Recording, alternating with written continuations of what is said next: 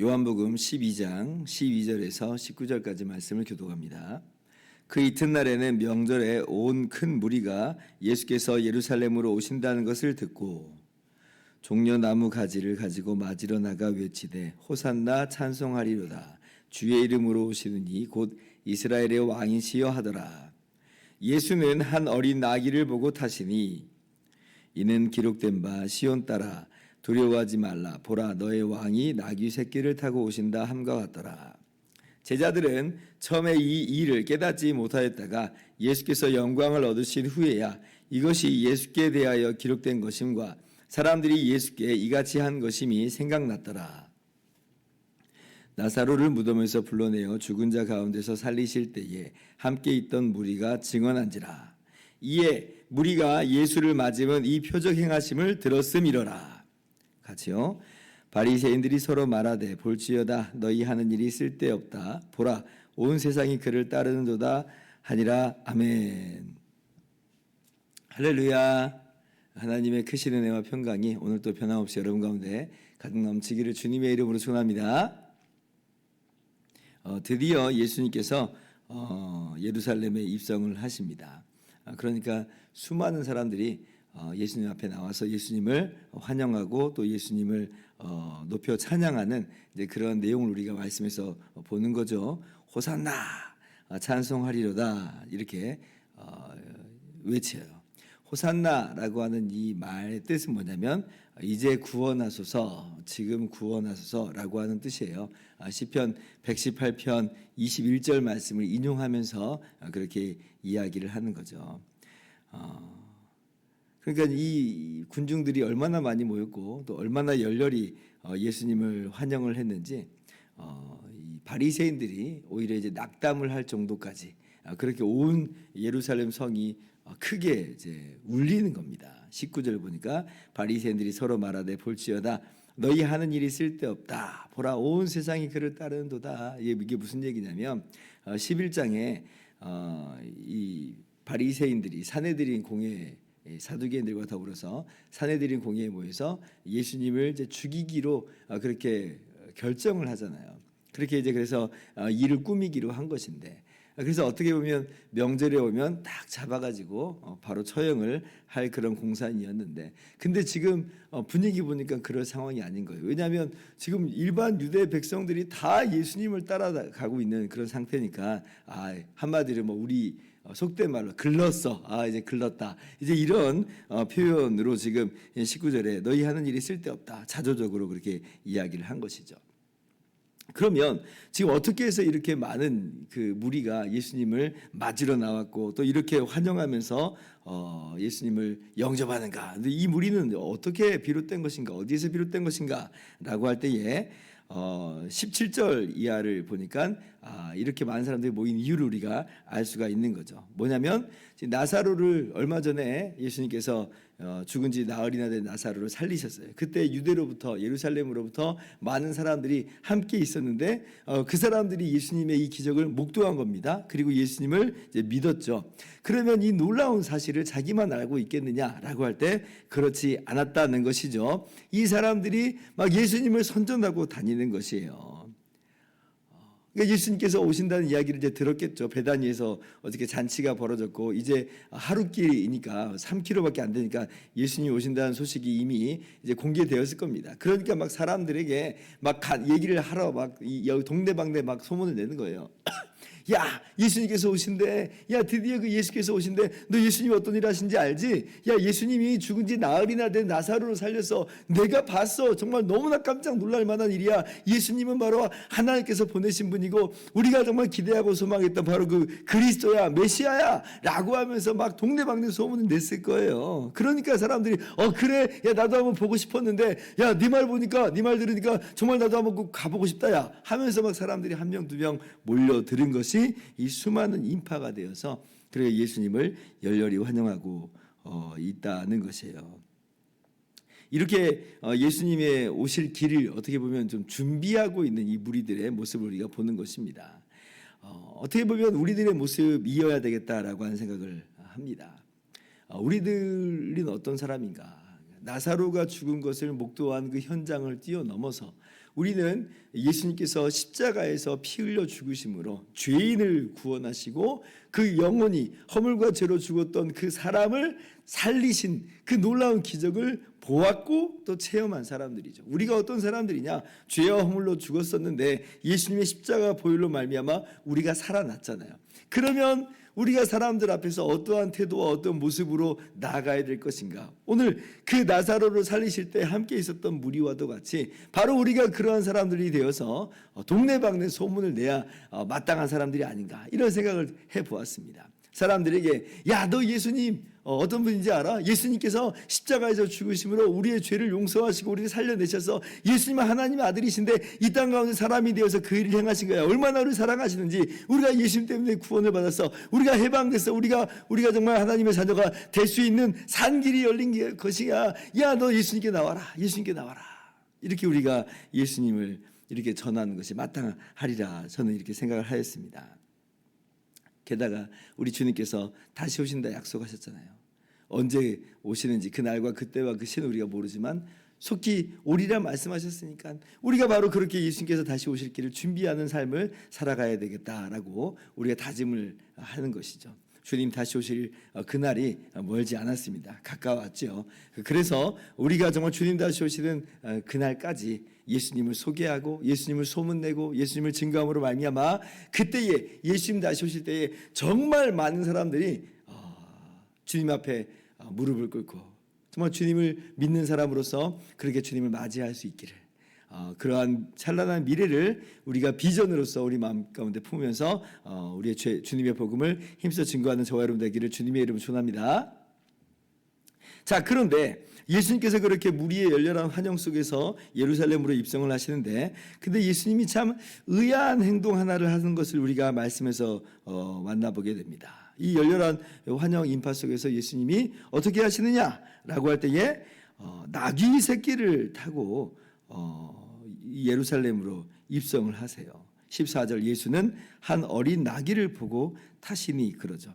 이 말은 이제 무슨 이야기입니까? 예수님께서 이 무리들의 찬송 소리, 환영을 무시하거나 외면하거나 그 틀렸다라고 말하는 건 아닙니다. 왜냐하면 이제 다른 복음서를 보면 바리새인들이 예수님한테 지금 그 말 못하게 하시오라고 이야기할 때 예수님께서 그 바리새인들의 말을 거절하시죠. 만약 이 사람들이 잠잠하면 돌들이 소리 지르리라라고 하시면서 이들의 찬양은 마땅한 찬양이고 올바른 찬양이다라고 그렇게 인정을 하시는 거예요. 자, 그런데 그럼에도 불구하고 화려한 마차를 타고 입성하는 건 아니고 무슨 백마 타고 입성하시는 것이 아니고 나귀를 타시는데 게다가 나귀 새끼를 타고 오신다라고 하는 거예요.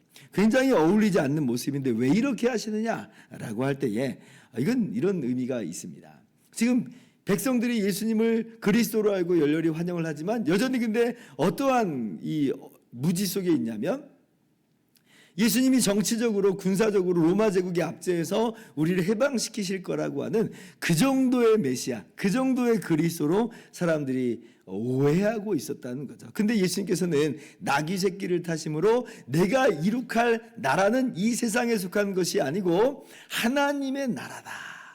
세상 나라 중에 하나를 다시 세우는 게 아니라 하나님의 나라를 완전하게 회복시키는 그런 왕으로서 오셨다라고 하는 것을 가르쳐 말씀해 주신 거죠. 그러니까 백성들의 기대와는 사뭇 다른 왕이요 사뭇 다른 그리스도라고 하는 걸 보여주는 거예요. 물론 나귀의 새끼를 타신 것은 구약 성경을 성취하는 것이다. 그 구약 성경의 예언을 지금 응하게 하는 것임은 분명합니다. 스가랴 9장 9절에 이렇게 예언이 돼 있었거든요. 시온에 따라 크게 기뻐할지어다. 예루살렘에 따라 즐거이 부를지어다. 보라, 내 왕이 내게 임하시나니 그는 공의로우시며 구원을 베푸시며 겸손하여서 나귀를 타시나니 나귀의 작은 것 곧 나귀 새끼니라. 이 말씀이 있어요. 그러니까 예수님께서는 지금 나귀 새끼를 타심으로 스가랴 9장 9절에서 예고하였던 그 메시아가 구약에서 약속했던 메시아가 바로 나다라고 하는 것을 그렇게 증명하시는 그런 의미에서 나귀를 타시는 게 있어요. 그런데 제 말은 구약에서 왜 그런 메시아를 예언했냐는 거예요. 그러니까 예수님은 왜 그러한 메시아의 모습으로 오셨냐는 거예요. 무슨 의미겠어요? 구약에서 나귀 새끼를 타고 오시는 겸손한 왕을 지금 말합니다. 무슨 의미입니까? 군사적인 정치적인 그러한 왕, 그런 메시아 아니라는 거예요. 장차 오실 그 메시아는 그런 세상 나라 중에 하나를 세우는 왕이 아니라 하나님의 이 타락과 부패로 말미암아 어그러진 이 온 우주를 회복시키시고 정말 진정한 하나님의 자녀로서 회복시키시는 그러한 왕이시다. 그러한 왕으로서 오심을 구약 성경은 예고하고 있는 것이고 예수님 내가 바로 그 메시아다라고 하는 거예요. 정말 예수님께서 그래서 우리를 위해서 이 땅에 오셔서 사람이 되어 오셔서 겸손한 왕으로서 마침내 십자가에 대신 죽으시기까지 하시죠.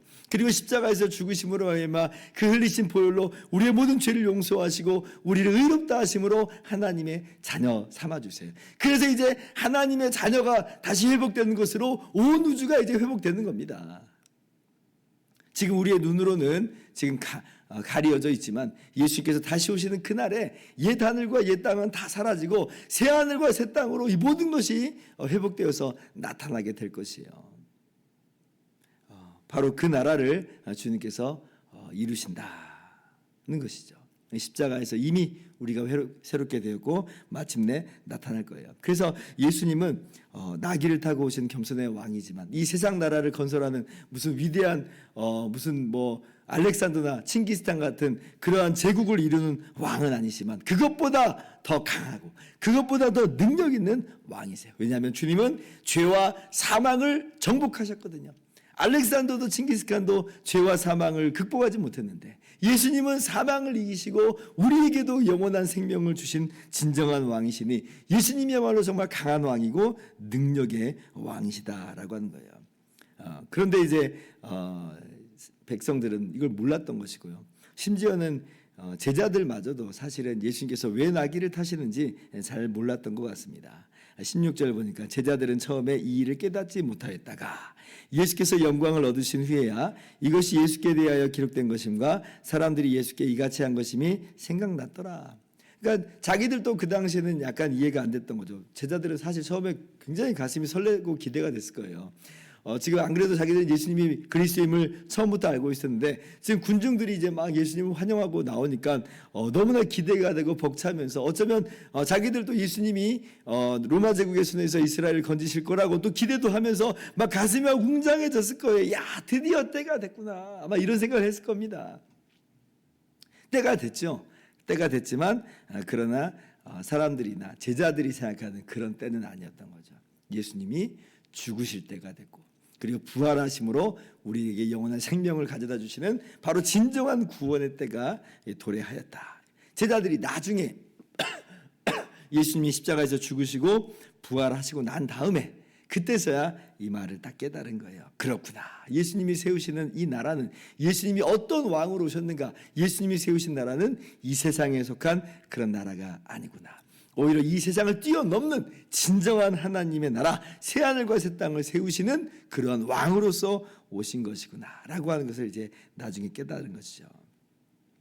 그런 의미에서 우리가 오늘 예수님께서 이 세상 나라를 세우시는 그러한 왕으로서 오신 것이 아님을 바라보면서 우리도 함께 우리의 목표를 점검을 해야 될 것입니다. 교회가 어떠한 목표로 살아가는가라고 할 때 교회가 이 세상 나라를 세우는 그러한 나라로 그러한 목표로 나아가는 것은 아니다라고 하는 거예요. 교회는 이 세상 나라를 세우는 그러한 공동체가 아닙니다. 그것을 뛰어넘어서 진정한 새하늘과 새 땅을 향하여 있는 공동체다. 하나님의 나라를 그렇게 세워나가는 공동체다라고 하는 거예요. 그래서 우리 교회라고 하는 공동체가 이 세상에 너무 몰입을 해가지고 마치 여당이니 야당이니 하면서 그런 식으로 나라를 좌지우지하는데 그렇게 함께 동참해서는 그것은 올바른 모양은 아니다는 것을 알아야 돼요. 여당이든 야당이든 그것이 진정 하나님의 나라를 변화시키고 하나님의 나라를 이 땅 가운데 확장시키고 도래하게 하지도 못합니다. 우리가 살아가는 삶의 영역에서 최선을 다하고 성실하고 또 각자의 그런 입장 속에서 정말 공의롭게 또 자비롭게 행해야 되는 것은 마땅하지만 그것으로 정말 하나님의 나라가 이 땅 가운데 뭐 도래하는 형태는 아니다라고 하는 거예요. 하나님의 나라는 주님의 십자가로 말미암아 이미 우리 가운데 주어졌고, 그리고 주님이 다시 오시는 그날에 우리의 눈앞에 밝히 드러날 거예요. 그러니까 우리의 목표는 바로 하나님의 나라요. 그 하나님의 나라를 이 땅 가운데 사람들에게 알리고 다 예수님을 그렇게 믿음으로 말미암아 주님께로 돌아오게 하는, 바로 그것이 교회의 진정한 목적이고, 그래서 하나님을 예배하고 하나님을 찬양하고 주님 안에서 모든 우리가 선한 일을 하는 그런 것이야말로 정말 우리의 진정한 목표와 목적이 되어야 되는 것을 깨닫고, 오늘 우리의 삶을 점검하는 그러한 우리의 모든 시간들 되기를 바라며, 그래서 우리가 우리의 진정한 구세주가 되신, 우리의 진정한 왕이 되신 주님을 우리도 함께 찬양하면서, 호산나 찬양하면서 그렇게 나아가는 복된 하루의 삶이 되실 수 있기를 주님의 이름으로 축원합니다. 기도하겠습니다.